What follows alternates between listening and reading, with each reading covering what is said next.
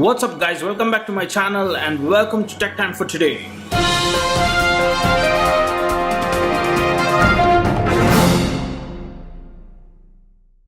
So without wasting much time, let's roll that headlines for today. So the first headline coming in from Xiaomi. Xiaomi to launch a new gaming phone with liquid cooling.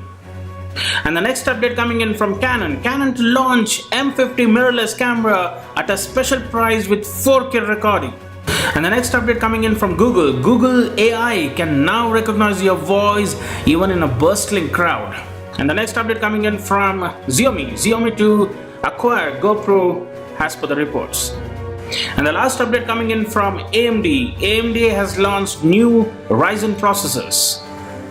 So the first update coming in from Xiaomi. Xiaomi has launched a new gaming phone with 845 Snapdragon processor with 8GB RAM, and special thing about it is it has a liquid cooling. Normally we get the liquid cooling on the desktops or computers, and here we are on mobile phones as well. That's interesting. So the next update coming in from Canon. Canon has launched a mirrorless camera, that's Canon M50 with 4K resolution at just 61,995 rupees.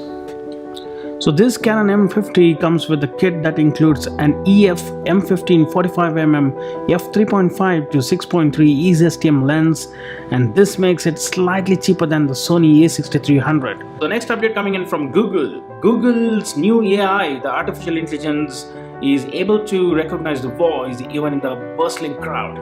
Just as most smartphones cameras now allow users to focus on a single object among many, it may soon be possible to pick out individual voices in a crowd by suppressing all other sounds, thanks to a new artificial intelligence system developed by Google researchers.